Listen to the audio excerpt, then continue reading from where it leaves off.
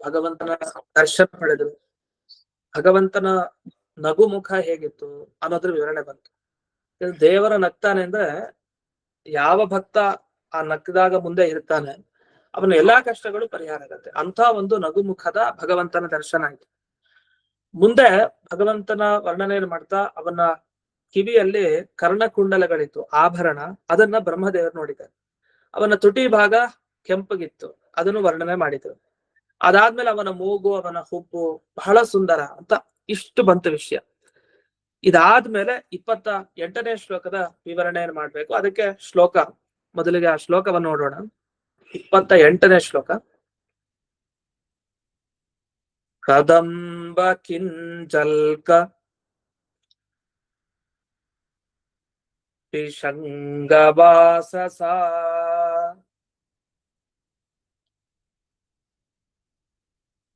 ಸ್ವಲಂಕೃತಂ ಮೇಖಲಯಾ ನಿತಂಬೆ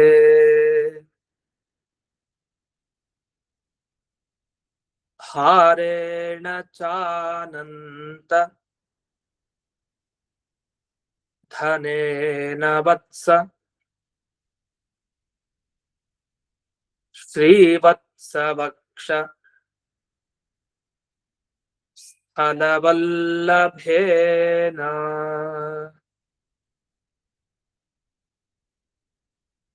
ವತ್ಸ ಅಂತ ಬಹಳ ಪ್ರೀತಿಯಿಂದ ಸಂಬೋಧನೆ ಮಾಡಿ ಹೇಳ್ತಾರೆ. ಅಂದ್ರೆ ವಿದುರ, ಇನ್ನೂ ಕೇಳು ಬ್ರಹ್ಮದೇವರು ಯಾವ ರೀತಿ ಭಗವಂತನ್ ಕಂಡು ಅಂತ. ನಮ್ಗೆ ಅದನ್ನ ಮರೆಯೋ ಹಾಗೆ ಅಲ್ಲ. ಈ ಕಡೆ ಮೈತ್ರೇಯರು ವಿದುರರಿಗೆ ಉಪದೇಶ ನೀಡ್ತಾ ಇದ್ರು, ಈ ಕಡೆ ಬ್ರಹ್ಮದೇವರು ಭಗವಂತನ್ ನೋಡಿದ್ದಾರೆ. ಇದೇ ಮಾತುಗಳನ್ನ ಪರೀಕ್ಷಿತ್ ರಾಜನಿಗೆ ಶುಕಾಚಾರ್ಯ ಹೇಳ್ತಾರೆ. ಇಷ್ಟು ವಿಷಯ. ವತ್ಸ ಹೇಗಿತ್ತು ಭಗವಂತನ ಆ ವಸ್ತ್ರ, ಅದನ್ನ ಕೇಳಿ ಈಗ ಅಂತ. ಭಗವಂತ ಉಟ್ಟ ಬಟ್ಟೆ, ವಸ್ತ್ರದ ಬಗ್ಗೆ ಹೇಳ್ತಾ ಇದ್ದಾರೆ. ಕದಂಬ ಕಿಂಜಲ್ಕ ಪಿಶಂಗ ವಾಸಸ ಅಂತ ಹೇಳ್ತಾರೆ. ಈ ಕದಂಬ ಅಂದ್ರೆ ಕದಂಬ ಮರ ಅಂತ ಹೇಳ್ತೀವಿ. ಕದಂಬ ಪುಷ್ಪ. ಈಗ ಕದಂಬ ಪುಷ್ಪವನ್ನು ತಗೊಳ್ಬೇಕು. ಇಲ್ಲಿ ಕದಂಬ ಅನ್ನೋ ಶಬ್ದದಿಂದ ಇಲ್ಲಿ ಕಡಗದ ಹೂವು ಅಂತ ಇಲ್ಲಿ ವಿವರಣೆ ಮಾಡಿದೆ. ಕನ್ನಡದಲ್ಲಿ ಅದನ್ನ ನೋಡ್ಬಹುದು. ಆ ಹೂವಿನ ಮಧ್ಯಭಾಗದಲ್ಲಿ ಈ ಉದ್ದಕ್ಕೆ ಚಿಕ್ಕದಾಗಿ ಒಂದು ಭಾಗ ಇರುತ್ತೆ, ಅದನ್ನ ಕೇಸರ ಅಂತ ಕರೀತಾರೆ. ಮಧ್ಯಭಾಗ, ಹೂವಿನ ಮಧ್ಯಭಾಗ ಏನಿದೆ, ಮಧ್ಯಭಾಗದಲ್ಲಿ ಉದ್ದುದ್ದಕ್ಕೆ ಸಣ್ಣದಾಗಿ ತಂತುಗಳಿ ದಾರದ ತರ ಇರುತ್ತೆ. ಅಂಥ ಒಂದು ಭಾಗ, ಅಂಥ ಒಂದು ಸೂಕ್ಷ್ಮವಾದ ಭಾಗ ಏನಿದೆ ಅದನ್ನ ಕಿಂಜಲ್ಕ ಅಂತ ಕರೀತಾರೆ. ಕೇಸರ ಅಂತ ಅದನ್ನ ಹೇಳ್ತಾರೆ. ಇನ್ನೊಂದು ಅಂತೂ ಹೂವಿನ ಮಧ್ಯಭಾಗದಲ್ಲಿರುವಂತ ಮುಖ್ಯ ಭಾಗ ಚಿಕ್ಕದಾಗಿರೋ ಅಂಥ ಭಾಗ ಏನಿದೆ ಅದು ಯಾವ ಬಣ್ಣದಲ್ಲಿದೆ ಆ ಬಣ್ಣ ಭಗವಂತನ ಉಟ್ಟ ಬಟ್ಟೆಯ ಬಣ್ಣ ಅಂತ ಹೇಳ್ತಾರೆ. ಆ ಬಣ್ಣ ಹೇಗಿತ್ತು ಹಾಗಾದ್ರೆ? ಪಿಶಂಗ ಅಂತ ಹೇಳ್ತಾರೆ. ಈ ಪಿಶಂಗ ಅನ್ನೋ ಶಬ್ದಕ್ಕೆ ವಿವರಣೆ ಮಾಡ್ತಾರೆ. ಪಿಶಂಗಂ ಅಂದ್ರೆ ಹಳದಿ ಅಂತ ಅರ್ಥ. ಪೀತಂ ಅಂತ ವರ್ಣನೆ ಮಾಡಿದ್ದಾರೆ ಇಲ್ಲಿ ಟಿಪ್ಪಣಿ. ಹಾಗಾದ್ರೆ ಕದಂಬ ಹೂವಿನ ಮಧ್ಯಭಾಗ ಏನಿದೆ, ಕೇಸರ ಭಾಗ, ಅದು ಯಾವ ಕಲರ್ ಅಲ್ಲಿದೆ? ಹಳದಿ. ಆ ಒಂದು ಸೂಕ್ಷ್ಮ ಭಾಗ, ಮುಖ್ಯ ಭಾಗ. ಅದರಿಂದಲೇ ಆ ಹೂವಿನ ಸೌಂದರ್ಯ. ಆ ಬಣ್ಣ ಏನಿದೆ, ಹಳದಿ ಬಣ್ಣ, ಆ ಬಣ್ಣದಂತೆ ಭಗವಂತನ ವಸ್ತ್ರ ಇದೆ. ಆ ತರ ಒಂದು ಹೋಲಿಕೆ ಕೊಡ್ಬೋದು ಅಷ್ಟೇ. ದೇವರ ವಸ್ತ್ರ ಹೀಗೆ ಅಂತ ಹೇಳೋದು ಕಷ್ಟನೇ. ಆ ದೇವರಿಗೆ ಸಂಬಂಧಪಟ್ಟಿದ್ ಎಲ್ಲವೂ ಕಷ್ಟನೇ. ಅದನ್ನ ಪೂರ್ತಿಯಾಗಿ ಹೇಳಲಿಕ್ಕೆ ಸಾಧ್ಯ ಇಲ್ಲ. ಆದ್ರೆ ಲೌಕಿಕವಾಗಿ ನಮಗೊಂದು ಅರ್ಥ ಆಗ್ಲಿಕ್ಕೆ ಒಂದು ಹೂವಿನ ಒಂದು ಉದಾಹರಣೆನ ಕೊಟ್ರು. ಇನ್ನು ನಡು ಪಟ್ಟಿ ಹಾಕೊಂಡಿದ್ದಾನೆ ಭಗವಂತ, ಮೇಖಲ ಅಂತ ಕರೀತಾರೆ. ಈಗ ಉಪನಯನ ಮಹೋತ್ಸವದಲ್ಲಿ ಈ ಬ್ರಹ್ಮಚಾರಿಗಳಿಗೆ ಹಾಕ್ತಾರೆ, ಮೇಖಲೆ ಅಂತ ಇದೆ. ಅಜಿನ ದಂಡ ಕಮಂಡಲು ಮೇಖಲ ಅಂತ ಈ ವಾಮನನ ಸ್ಮರಣೆಯನ್ನು ಮಾಡ್ತಾರಲ್ಲ, ಅಜಿನ ದಂಡ ಕಮಂಡಲು ಮೇಖಲ ಅಂತ. ಮೇಖಲ ಅಂದ್ರೆ ನಡುಪಟ್ಟಿ, ಸೊಂಟಕ್ಕೆ ಹಾಕೊಳ್ಳುವಂತ ಪಟ್ಟಿ. ಆ ನಡುಪಟ್ಟಿ ಭಗವಂತನ ಇದರಲ್ಲಿ ಕಾಣ್ತಾ ಇದೆ. ನಿತಂಬೆ ಅಂತ ಹೇಳ್ತಾರೆ. ಅದು ಆ ಪ್ರದೇಶ ನಡುಪಟ್ಟಿಯನ್ನ ಕಟ್ಕೊಂಡಿದ್ದಾನೆ ಭಗವಂತ. ಅದರಿಂದ ಶೋಭೆಗೊಂಡಿದ್ ಯಾವುದು? ಅವನ ಹಿಂಬದಿ, ಕಟಿಯ ಅಂದ್ರೆ ಸೊಂಟದ ಹಿಂಭಾಗ ಏನಿದೆ ಅದನ್ನ ನಿತಂಬ ಅಂತ ಕರೀತಾರೆ. ಆ ಹಿಂಭಾಗ ಬಹಳ ಚೆನ್ನಾಗಿ ಕಾಣ್ತಾ ಇದೆ. ಯಾಕೆ? ಆ ನಡುಪಟ್ಟಿ ಅಷ್ಟು ಚೆನ್ನಾಗಿದೆ. ಆದ್ರಿಂದ ಭಗವಂತನ ಹಿಂಭಾಗ, ನಿತಂಬ ಭಾಗ ಚೆನ್ನಾಗಿದೆ. ಇದು ಒಂದು. ಇನ್ನು ಅವನ ವಕ್ಷಸ್ಥಳಕ್ಕೆ ಬರ್ತಾರೆ. ವಕ್ಷಸ್ಥಳ ಅಂತೂ ಬಹಳ ಚೆನ್ನಾಗಿದೆ. ಯಾಕೆ? ಶ್ರೀವತ್ಸ ವಕ್ಷಸ್ಥಳ ವಲ್ಲಭೇನ. ಶ್ರೀವತ್ಸ ಚಿಹ್ನೆ ಇದೆ ಅವನ ವಿಶಾಲವಾದ ವಕ್ಷಸ್ಥಳದಲ್ಲಿ. ಹಾಗಾಗಿ ಅದು ಬಹಳ ಚೆನ್ನಾಗಿದೆ ಅವನ ವಕ್ಷಸ್ಥಳ. ಇನ್ನು ಆ ವಕ್ಷಸ್ಥಳದಲ್ಲೇ ಬೇಕಾದಷ್ಟು ಹಾರ ಹಾಕೊಂಡಿದ್ದಾನಂತೆ ಭಗವಂತ. ಅನಂತ ಧನೇನ ಅಂತ ಹೇಳ್ತಾರೆ. ತುಂಬಾ ದುಡ್ಡು ಅಂತಲ್ಲ, ದುಡ್ಡಿನ ಹಾರ ಹಾಕೊಂಡಿದ್ದಾನೆ ಅಂತ ಅರ್ಥ ಅಲ್ಲ, ಆದ್ರೆ ತುಂಬಾ ಅಮೂಲ್ಯ ಅದು, ಅಂಥದ್ ಸಿಗಲ್ಲ. ಅಂಥ ಅನಂತ ಧನ ಯಾವುದು? ಹಾರ. ಹಾಗಾದ್ರೆ ತುಂಬಾ ಅಮೂಲ್ಯವಾದ ಹಾರಗಳೇನಿದೆ, ಅಂಥ ಅಮೂಲ್ಯವಾದ ಹಾರಗಳನ್ನ ಭಗವಂತ ಧರಿಸಿದ್ದಾನೆ. ಇಂಥ ದೇವರನ್ನ ಬ್ರಹ್ಮದೇವರು ನೋಡಿದ್ದಾರೆ. ಇದೆಲ್ಲ ಒಂದೊಂದು ಶ್ಲೋಕದಲ್ಲಿ ನಾವು ಕೇಳ್ತಾ ಬರ್ತಾ ಇದೀವಿ. ಹಿಂದಿನಿಂದ ಒಮ್ಮೆ ಗ್ಲಾನ್ಸ್ ಮಾಡತ್ತಾರ. ಇದು ಹೇಗೆ ಅಂದ್ರೆ ಸಿಂಹಾವಲೋಕನ ನ್ಯಾಯ ಅಂತ ಶಾಸ್ತ್ರದಲ್ಲಿ ಕರೀತಾರೆ. ಯಾವತ್ತು ಶಾಸ್ತ್ರಾಧ್ಯಯನ ಮಾಡೋರು ಏನ್ ಮಾಡ್ಬೇಕಂದ್ರೆ ಒಂದೊಂದು ಶ್ಲೋಕ ಓದ್ತಾ ಹೋಗ್ತಾ ಇರ್ತೀವಿ. ಹಂಗೆ ಓದ್ತಾ ಹೋದ್ರೆ ಕೊನೆಗೂ ನಮ್ಗೆ ಸಾರ ಗೊತ್ತಾಗಲ್ಲ. ಈ ಒಂದ್ ಶ್ಲೋಕದ ಸಾರ ಚೆನ್ನಾಗ್ ಗೊತ್ತಾಗ್ಬೋದು, ಅದ್ರ ಹಿಂದಿನ ಮರ್ತ್ ಹೋಗ್ಬಿಡತ್ತೆ, ಅದ್ರ ಹಿಂದಿನ ಮರ್ತ್ ಹೋಗ್ಬಿಟ್ಟಿರ್ತೀವಿ. ಈಗ ಸಬ್ಜೆಕ್ಟ್ ನೆನಪಿರತ್ತೆ ಅಷ್ಟೇ, ಹಾಗಾಗ್ತಾ ಇರತ್ತೆ. ಅದಕ್ಕೆ ಶಾಸ್ತ್ರದಲ್ಲಿ ಸಿಂಹಾವಲೋಕನ ನ್ಯಾಯ ಅಂತ ಮತ್ ಬರ್ತಾ ಇರತ್ತೆ. ಯಾವತ್ತು ನಾವೇನ್ ಮಾಡ್ಬೇಕು ಅಂದ್ರೆ ಸಿಂಹ ನಡೆಯುತ್ತೆ. ಸಿಂಹ ಒಂದಿಷ್ಟು ನಿಧಾನ ಗಂಭೀರವಾಗಿ ನಡ್ಕೊಂಡು ಹೋಗುತ್ತೆ. ನಡ್ಕೊಂಡು ಹೋದ್ಮೇಲೆ ಒಂದ್ಸಲಿ ಹಿಂದೆ ತಿರುಗತ್ತೆ, ಮುಖ ತೋರಿಸುತ್ತಲ್ಲ. ಹಾಗೆ ಶಾಸ್ತ್ರದಲ್ಲಿ ಏನ್ ಮಾಡ್ಬೇಕು ಅಂತಂದ್ರೆ ಹೋಗ್ಬೇಕು, ಒಂದೊಂದೇ ಶ್ಲೋಕ ಓದ್ತಾ ಓದ್ತಾ ಆಮೇಲೆ ಒಂದ್ಸಲಿ ಸಿಂಹ ತರ ಅಂದ್ರೆ ಒಂದ್ಸರಿ ಹಿಂದೆ ತಿರುಗಿ ಮತ್ತಿನ್ನೊಮ್ಮೆ ಎಲ್ಲ ನೋಡ್ಬೇಕು ಅಂತ ಅರ್ಥ. ಪೂರ್ತಿ ಅಷ್ಟನ್ನ ನೋಡ್ಕೊಂಡ್ರೆ ಆಗ ಮನಸ್ಸಿಗೆ ಬರುತ್ತೆ, ಇಲ್ಲ ಮನಸ್ಸಿಗೆ ಬರಲ್ಲ ಶಾಸ್ತ್ರಾರ್ಥ. ಪ್ರಕೃತ ಬ್ರಹ್ಮದೇವರ ರೂಪದರ್ಶನ ಅಂದ್ರೆ ಬ್ರಹ್ಮದೇವರು ನೋಡಿದ ಭಗವಂತನ ರೂಪ ಹೇಗಿದೆ ಅಂತ ಹೇಳ್ತಾ ಹೇಳ್ತಾ ಈಗ ವಸ್ತ್ರಕ್ ಬಂದ್ರು. ಹಾಗಾದ್ರೆ ಹಿಂದಿನ ಶ್ಲೋಕದಲ್ಲಿ ಏನೇನು ಹೇಳಿದ್ರು ಅದೆಲ್ಲ ಮನಸ್ಸಿಗೆ ಬರ್ಬೇಕು. ಅದೆಲ್ಲ ಮನಸ್ಸಿಗೆ ತಂದುಕೊಂಡು ಅವನ ವಸ್ತ್ರ, ಅವನ ನಡುಪಟ್ಟಿ, ಅವನ ನಿತಂಬ ಸ್ಥಳ, ಅವನ ವಕ್ಷಸ್ಥಳ, ಆ ವಕ್ಷಸ್ಥಳದಲ್ಲಿ ಹಾರ, ಇಷ್ಟನ್ನ ಭಗವಂತ ಧರಿಸಿರೋದರ ವಿವರಣೆ ಬಂದಿದೆ. ಇದಾದ್ಮೇಲೆ ಒಂದು ಮಾತನ್ನ ಇಲ್ಲಿ ಹೇಳಿದ್ದಾರೆ ಟಿಪ್ಪಣಿಲಿ ವಿಜಯಧ್ವಜ ತೀರ್ಥರು. ಮೇಖಲಾ ಅನ್ನೋ ಶಬ್ದಕ್ಕೆ ಏನರ್ಥ ಅಂದ್ರೆ ಕಾಂಚಿ ಅಂತ ಅರ್ಥ. ಈಗ ಕಂಚಿ ಕ್ಷೇತ್ರ ಅಂತ ಹೇಳ್ತೀವಲ್ಲ, ಈ ಕಂಚಿ ಕ್ಷೇತ್ರ ಭೂದೇವಿಗೆ ಒಡ್ಯಾಣ ಅಂದ್ರೆ ನಡುಪಟ್ಟಿ ಹಾಕೊಳ್ಳುವಂತ ಒಂದು ಸ್ಥಳ. ಅದನ್ನ ಕಂಚಿ, ಅದಕ್ಕೆ ಕಂಚಿ ಕಾಮಾಕ್ಷಿ ಅಂತ ಹೇಳ್ತೀವಲ್ಲ, ಕಂಚಿ ಕಾಂಚಿ ಈ ಶಬ್ದ ಎಲ್ಲ ಸಂಸ್ಕೃತದಲ್ಲಿ ಏನಂದ್ರೆ ಕಂಚಿ ಅಂದ್ರೆ ಮೇಖಲೆಗೆ ಕಂಚಿ ಅಂತ ಕರೀತಾರೆ. ಅಂದ್ರೆ ಆ ನಡು ಪಟ್ಟಿ ಏನಿದೆಲ್ಲ ಆ ಪಟ್ಟಿಗೆ ಕಂಚಿ ಅಂತ ಕರೀತಾರೆ. ಕಂಚಿಗೆ ಸಂಬಂಧಪಟ್ಟಿದ್ದು ಕಾಂಚಿ. ಹಾಗಾದ್ರೆ ಕಂಚಿ ಎಲ್ಲ ಹಾಕೊಡ್ತಾರೆ ಆ ನಡುಪಟ್ಟಿನ ಸೊಂಟ ಪ್ರದೇಶಕ್ಕೆ. ಹಾಗಾದ್ರೆ ಕಾಂಚಿ ಅಂದ್ರೆ ಸೊಂಟ ಪ್ರದೇಶ ಅಂತ, ನಡು ಭಾಗ ಅಂತ ಹೇಳ್ತೀವಿ, ಆ ಭಾಗ. ಇದನ್ನ ಕಾಂಚಿ ಅನ್ನೋ ತರ ವಿವರಣೆ ಮಾಡಿದ್ದಾರೆ. ಅದನ್ನ ನಾವು ಕಂಚಿ ಸಂಬಂಧಪಟ್ಟಿದ್ದು ಕಾಂಚಿ ಅಂತ ಹೀಗೂ ಅರ್ಥ ಮಾಡ್ಕೊಳ್ಬಹುದು. ಇಲ್ಲ ಅಂತಂದ್ರೆ ಅದು ಎರಡ್ ತರ ಬಳಸ್ತಾರೆ. ಹೇಗೆ ಅಂದ್ರೆ ಈ ಕದಂಬ ಅಂತ ಒಂದು ಈ ಶ್ಲೋಕದಲ್ಲಿ ಒಂದು ಶಬ್ದ ಬಂತು. ಕದಂಬ ಅಂದ್ರೆ ಕದಂಬದ ಮರನೂ ಆಗ್ಬಹುದು, ಕದಂಬದ ಹೂವು ಆಗ್ಬಹುದು, ಕದಂಬದಲ್ಲಿ ಇದೇನ್ ಸಿಗತ್ತೋ ಎಲ್ಲವನ್ನೂ ಕದಂಬ ಅಂತಾನೆ ಕರೆಯೋದು, ಅದೇನ್ ವ್ಯತ್ಯಾಸ ಇಲ್ಲ.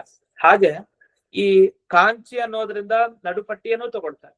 ಕಾಂಚಿ ಅನ್ನೋ ಶಬ್ದದಿಂದಲೇ ಆ ನಡುಪಟ್ಟಿ ಇರೋ ಜಾಗ ಆ ನಡು ಭಾಗಕ್ಕೂ ಕಾಂಚಿ ಅಂತಾನೆ ಕರೀತಾರೆ. ಹೀಗೆ ಅಲ್ಲಲ್ಲೇ ಶಬ್ದಗಳನ್ನ ಬಳಸೋದು ಇದೆ. ಅದನ್ನ ಆಮ್ರ ಅಂದ್ರೆ ಸಂಸ್ಕೃತದಲ್ಲಿ ಆಮ್ರ ಅಂತಂದ್ರೆ ಅದು ಮಾವಿನ ಮರನೂ ಆಗ್ಬಹುದು, ಆಮ್ರ ಅಂದ್ರೆ ಮಾವಿನ ಹಣ್ಣು ಆಗ್ಬಹುದು, ಆಮ್ರ ಅಂದ್ರೆ ಮಾವಿನ ಕಾಯಿನೂ ಆಗ್ಬಹುದು, ಏನಾರು ಆಗ್ಬಹುದು. ಆತರ ಸಂಸ್ಕೃತದಲ್ಲಿ ಶಬ್ದಗಳನ್ನ ಬಳಸೋ ಕ್ರಮ ಹಾಗೆ. ಇನ್ನು ಅನಂತ ಧನೇನ ಹಾರೇಣ ಅಂತ ಇಲ್ಲಿ ಬಂತು. ತುಂಬಾ ಅಮೂಲ್ಯವಾದ ಹಾರ ಅಂತ ಇದನ್ನ ತೋರಿಸ್ಲಿಕ್ಕೆ ಏನ್ ಮಾಡಿದ್ರು, ಅನಂತ ಧನ ಅಂತ ಹಾಕಿದ್ರು. ಅಂದ್ರೆ ಹಾರಸ್ಯ ಅನರ್ಘ್ಯತ್ವ. ಅದು ಎಷ್ಟು ದುಡ್ಡು ಅಂತ ಗೊತ್ತಿಲ್ಲಪ್ಪ ಹಾರಕ್ಕೆ, ಅಷ್ಟು ದುಡ್ಡದಕ್ಕೆ, ಅನಂತ ಲೆಕ್ಕನೇ ಇಲ್ಲ ಅದಕ್ಕೆ ಅಂತ. ಅಂದ್ರೆ ಅಮೂಲ್ಯ ಅಂತ ಅರ್ಥ. ಯಾವುದಕ್ಕೆ ನಾವು ದುಡ್ಡು ಕೊಟ್ಟು ತಗೊಳ್ಳಿಕ್ ಸಾಧ್ಯ ಇಲ್ವೋ ಅದ್ರ ಏನರ್ಥ? ಅನರ್ಘ್ಯ, ಅದಕ್ಕೆ ಹೋಲಿಕೆ ಇರುವಂತಹ ವಸ್ತು ಯಾವುದೂ ಇಲ್ಲ ಅಂತ ಅರ್ಥ. ಅಂತ ಅಮೂಲ್ಯವಾದ ಹಾರ ಅಂತ. ಇಷ್ಟಾದ್ಮೇಲೆ ಶ್ರೀವತ್ಸ ವಕ್ಷಸ್ಥಲ ವಲ್ಲಭೇನ ಅಂತಿದೆ. ಈ ಶ್ರೀವತ್ಸ ಅಂದ್ರೆ ಏನರ್ಥ? ಅರ್ಥ ಆಗ್ಲಿಲ್ಲ. ಅದನ್ನೂ ಬಿಡಿಸ್ತಾರೆ. ಹೊಸದ ನಮಗ್ ಗೊತ್ತಾಗ್ಬಿಡತ್ತೆ ಶ್ರೀವತ್ಸ ಚಿಹ್ನೆ ಅದು ಪ್ರಸಿದ್ಧ ಅಲ್ವಾ ಅಂತ. ಅದನ್ನೂ ಬಿಡಿಸಿದ್ದಾರೆ. ಶ್ರೀವತ್ಸ ಲಕ್ಷಣಸ್ಯ ವಕ್ಷಸ್ಥಲಸ್ಯ ಅಂದ್ರೆ ಇವ್ರು ಹೇಳ್ತಾ ಇರೋದು, ಈ ಶ್ರೀವತ್ಸ ಚಿಹ್ನೆಯನ್ನ ಹೊಂದಿರೋ ವಕ್ಷಸ್ಥಳನೋ, ವಕ್ಷಸ್ಥಳನೇ ಶ್ರೀವತ್ಸ ಚಿಹ್ನೆನೋ, ಹೇಗೆ ಶ್ರೀವತ್ಸ ಅನ್ನೋದು ಎದೆ ಭಾಗಕ್ಕೆ ಶ್ರೀವತ್ಸ ಅಂತ ಕರೀತಾರೋ, ಅಥವಾ ಶ್ರೀವತ್ಸ ಚಿಹ್ನೆ ಆ ಎದೆ ಭಾಗದಲ್ಲಿ ಇದೆಯಾ ಹೇಗೆ ಅಂತ ಪ್ರಶ್ನೆ. ಅದಕ್ಕಿಲ್ಲ, ಶ್ರೀವತ್ಸ ಅನ್ನೋ ಚಿಹ್ನೆಯಿಂದ ಕೂಡಿರುವಂತ ವಕ್ಷಸ್ಥಳ ಅಂತಾನೆ ಅರ್ಥ. ಕೆಲವು ಸಲ ಭ್ರಮೆ ಬರುತ್ತೆ, ಶ್ರೀವತ್ಸ ಬೇರೆ ಅಲ್ಲ ಅವನ ಎದೆ ಬೇರೆ ಅಲ್ಲ ಅಂತ. ಅದ್ ಹೇಗಾಯ್ತು ಅಂದ್ರೆ ದೇವರ ಬೇರೆ ಅಲ್ಲ, ದೇವರ ಕೈ ಬೇರೆ ಅಲ್ಲ, ಅವನ ಕಾಲು ಕಣ್ಣು ಯಾವುದಕ್ಕೂ ಭೇದ ಇಲ್ಲ, ಎಲ್ಲ ಅಭೇದ ಚಿಂತನೆ. ಹಾಗಾದ್ರೆ ದೇವರು ಹಾಕೊಂಡಿರೋ ಆಭರಣದ ಕಥೆ ಏನು? ಆಭರಣಕ್ಕೂ ದೇವರಿಗೂ ಭೇದ ಇದೆಯಾ ಇಲ್ವಾ? ಭೇದ ಇದ್ದಾರೆ. ಆಭರಣ ಬೇರೆ, ದೇವ್ರು ಬೇರೆ ತಾನೆ. ಆಭರಣ ಅಂದ್ರೆ ಲಕ್ಷ್ಮೀ ದೇವಿ ರೂಪ ಅಂತ ಅರ್ಥ. ಒಂದ್ ವೇಳೆ ಭಗವಂತನೇ ಆಭರಣ ರೂಪದಲ್ಲಿ ಇದ್ರೆ ಅದು ಬೇರೆ, ಆಗ ಮತ್ತೆ ಅಭೇದನೆ ಹೇಳ್ಬೇಕು. ಲಕ್ಷ್ಮೀ ದೇವಿ ಆಭರಣ ರೂಪದಲ್ಲಿ ಇದ್ದಾಳೆ ಅಂತ ಹೇಳಿದ್ರೆ ಆಗ ಲಕ್ಷ್ಮೀ ದೇವಿಗೂ ಭಗವಂತನಿಗೂ ಭೇದ ಚಿಂತನೆಯನ್ನು ಮಾಡ್ಲೇಬೇಕು. ಇಷ್ಟು ಈ ರೀತಿ ಒಂದೊಂದು ಶಬ್ದಗಳಿಗೂ ಇಲ್ಲಿ ಸ್ವಾರಸ್ಯವನ್ನ ಬಿಡಿಸಿದ್ದಾರೆ. ಇದೊಂದು ವಿಷಯ. ಅದಕ್ಕೆ ಅಲ್ಲಿ ದುರ್ಘಟ ಭಾವಾರ್ಥ ಪ್ರಕಾಶಿಕಾದಲ್ಲಿ ಇದನ್ನು ಸ್ಪಷ್ಟಪಡಿಸಿದ್ದಾರೆ.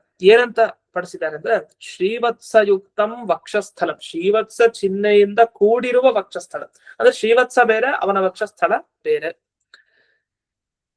ಈ ಶ್ರೀವತ್ಸ ಚಿಹ್ನೆ ಇರುವಂತಹ ವಕ್ಷಸ್ಥಳ ಏನಿದೆ, ಇದಕ್ಕೆ ಅತ್ಯಂತ ಪ್ರೀತಿ ಪಾತ್ರವಾದ ಹಾರ ಅಂತ ಮುಂದೆ ವರ್ಣಿಸ್ತಾರೆ ಇವರು. ಅಂದ್ರೆ ಹಾರ ಏನ್ ಭಗವಂತ ಹಾಕೊಂಡಿದ್ದಾನೆ ಅದು ಆ ವಕ್ಷಸ್ಥಳಕ್ಕೆ ತುಂಬಾ ಇಷ್ಟ ಅಂತೆ. ಇದನ್ನ ಏನ್ ಹೇಳಲಿಕ್ಕೆ ಹೋಗಿದ್ದಾರೆ, ಯಾಕಂದ್ರೆ ಇಲ್ಲಿ ತುಂಬಾ ಕಷ್ಟ ಏನಂದ್ರೆ ಈ ಶ್ಲೋಕದಲ್ಲಿ, ಈಗ ನನಗೆ ಇವ್ರು ಕಂಡ್ರೆ ತುಂಬಾ ಇಷ್ಟ, ನನಗೆ ಇವರು ಅತ್ಯಂತ ಪ್ರಿಯ ಅಂತ ಹೇಳಿದ್ರೆ ನನಗೆ ತುಂಬಾ ಇಷ್ಟ ಅಂತ ಅರ್ಥ, ಪ್ರಿಯ ಅನ್ನೋ ಶಬ್ದಕ್ಕೆ. ಇಲ್ಲಿ ಶ್ರೀವತ್ಸ ಚಿಹ್ನೆ ಇರೋ ವಕ್ಷಸ್ಥಳಕ್ಕೆ ತುಂಬಾ ಪ್ರೀತಿ ಯಾವುದು ಅಂದ್ರೆ ಹಾರ ಅಂತ ಹೇಳಿದ್ದಾರೆ. ಸಾಮಾನ್ಯ ನಮ್ ಎದೆಗೆ ತುಂಬಾ ಪ್ರೀತಿ ಇದು ಅಂದ್ರೆ ಏನರ್ಥ, ಎದೆಯಲ್ಲೂ ತುಳಸಿ ಮಣಿ ಇರುತ್ತೆ, ತುಳಸಿ ಮಣಿ ಹಾರ ಹಾಕೊಂಡಿರ್ತೀವಿ. ಆ ತುಳಸಿ ಮಣಿ ಹಾರ ಏನ್ ಹಾಕೊಂಡಿರ್ತೀವಿ, ಆ ಹಾರಕ್ಕೂ ಎದೆಗೂ ಪ್ರೀತಿ ಇದ್ರೆ ಏನಂತ ಸಂಬಂಧ ಏನು? ಈಗ ಜಡವಾದ ವಸ್ತುಗಳಿಗೆ ಪ್ರೀತಿ ಅನ್ನೋದಿರಲ್ಲ. ಈಗ ಈ ಕಲ್ಲಿಗೂ ತುಂಬಾ ಪ್ರೀತಿ ಇತ್ತು ಅಂದ್ರೆ ಏನಂತ ಅದ ಅರ್ಥ ಇಲ್ಲ. ಅದೇ ಒಬ್ಬ ಜೀವ ಚೇತನ, ಈ ಚೇತನನಿಗೆ ಆ ಚೇತನನೇ ತುಂಬಾ ಪ್ರೀತಿ, ದೇವರಿಗೆ ಇಂಥವನ್ ಕಂಡ್ರೆ ತುಂಬಾ ಪ್ರೀತಿ.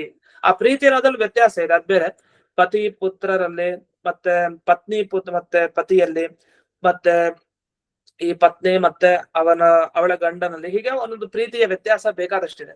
ಆದ್ರೂ ಇಲ್ಲಿ ಭಗವಂತನ ವಕ್ಷಸ್ಥಳಕ್ಕೆ ಪ್ರೀತಿಯಾಗಿರೋ ಆಹಾರ ಅಂದ್ರೆ ಏನರ್ಥ ಅಂದ್ರೆ, ಯಾವತ್ತು ತುಂಬಾ ಪ್ರೀತಿ, ತುಂಬಾ ಪ್ರಿಯವಾದ ವಸ್ತು ಏನು ಅಂದ್ರೆ ಬಿಟ್ಟಿರಲ್ಲ ಅಂತ ಅರ್ಥ, ಯಾವತ್ತು ಜೊತೆಗೆ ಇರತ್ತೆ ಅಂತ ಅರ್ಥ.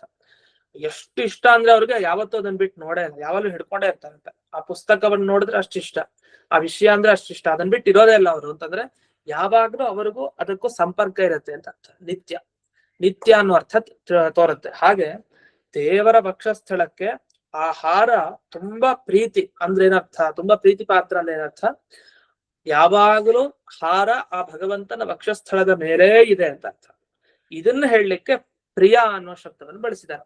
ಇದನ್ನ ಏನ್ ಮಾಡಿದ್ದಾರೆ ವ್ಯಾಖ್ಯಾನಕಾರರು ಇಲ್ಲಿ ಮುಂದೆ ವಿವರಿಸ್ತಾ, ಶ್ರೀವತ್ಸಯುಕ್ತಂ ವಕ್ಷಸ್ಥಲಂ ತಸ್ಯ ವಲ್ಲಭೇನ ಪ್ರಿಯೇಣ ಅಂದ್ರೇನರ್ಥ, ತತ್ರ ನಿತ್ಯಂ ವಿದ್ಯಮಾನೇನ, ಪ್ರತಿನಿತ್ಯ ಹಾರ ಇಲ್ದೇನೆ ಭಗವಂತನ ವಕ್ಷಸ್ಥಳ ಇಲ್ಲ ಅಂತ ಅರ್ಥ.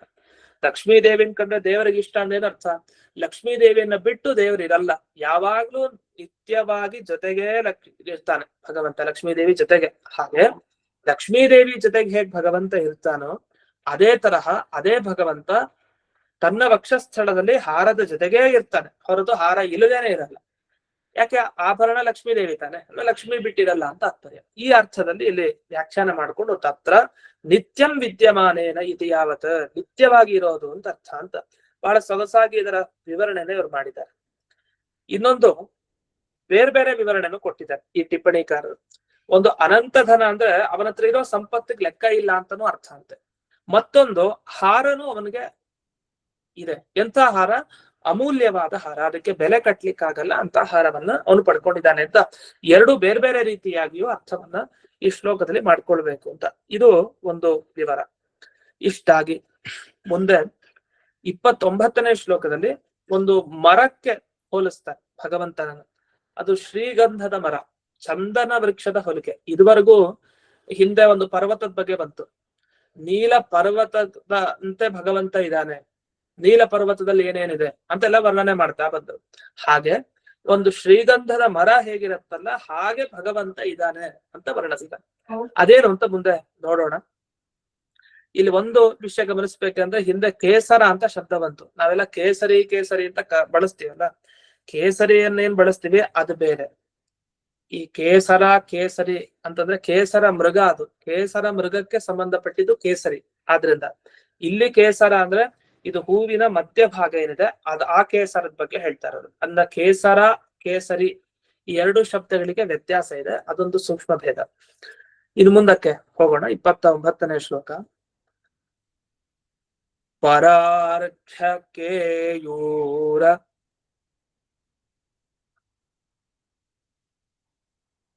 ಮಣಿ ಪ್ರವೇಕ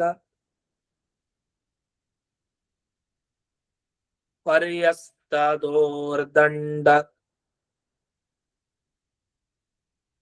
ಸಹಸ್ರಶಾಖಂ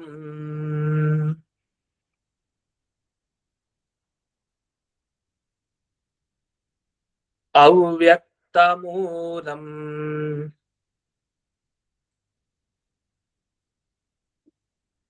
ಭುವನಾಂಘ್ರಿಪೇಂದ್ರ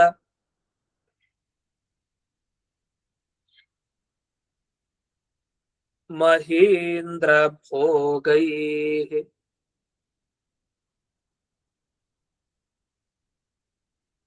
ಅಧಿವೀತವಲ್ಕಂ.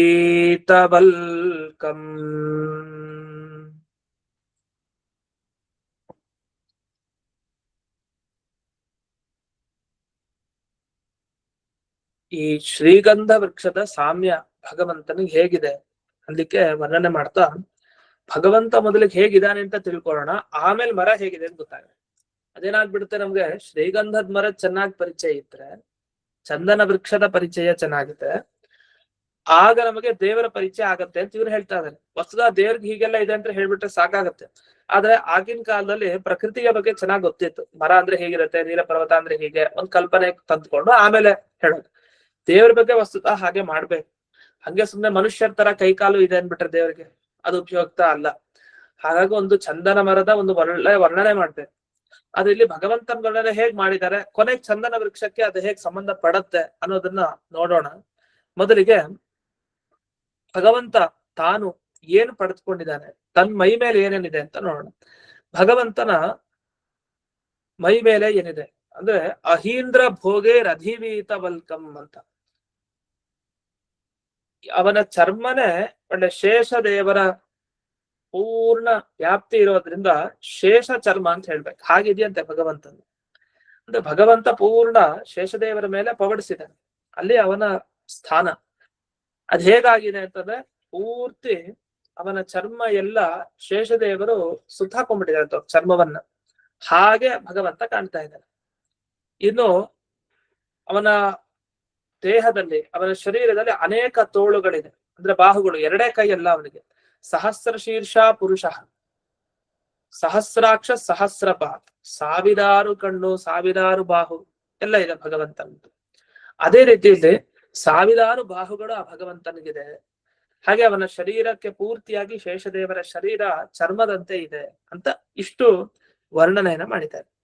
ಇನ್ನು ಮುಂದಕ್ಕೂ ಅವನ ಆಭರಣಗಳ ಬಗ್ಗೆ, ಅವನ ಕೈ ಬಳೆಗಳು ಏನ್ ಹಾಕೊಂಡಿದ್ದಾನೆ ಭಗವಂತ ಅದರ ಬಗ್ಗೆ, ಈ ತರದೆಲ್ಲ ವರ್ಣನೆ ಇದೆ. ಇಂಥ ಭಗವಂತನನ್ನ ಬ್ರಹ್ಮದೇವರು ನೋಡಿದ್ದಾರೆ ಅಂತ ಇಷ್ಟು ವಿಷಯ. ಆದ್ರೆ ಇಲ್ಲೊಂದು ಶಬ್ದ ಬರುತ್ತೆ ಅವ್ಯಕ್ತ ಮೂಲ ಅಂತ, ಅದಕ್ಕೆ ತುಂಬಾ ವಿಚಾರಗಳಿದೆ. ಅದೇನು ವಿಚಾರ ಅಂತ ಮತ್ತೆ ನಾಳೆ ದಿವಸ ನೋಡೋಣ ಅಂತ ಹೇಳ್ತಾ ಇಂದಿನ ಪಾಠವನ್ನ ಸ್ಮಲ್ ಗುರುವಂತರ್ಗತ ವ್ಯಾಸತೀರ್ಥ ಗುರುವಂತರ್ಗತ ಭಾರತೀಯ ರಮಣ ಮುಖ್ಯ ಪ್ರಾಣಾಂತರ್ಗತ ಶ್ರೀಮನ್ಮೂಲ ಗೋಪಾಲಕೃಷ್ಣನಿಗೆ ಅರ್ಪಣೆಯನ್ನು ಮಾಡ್ತೇನೆ. ಶ್ರೀಕೃಷ್ಣ ಅರ್ಪಣ.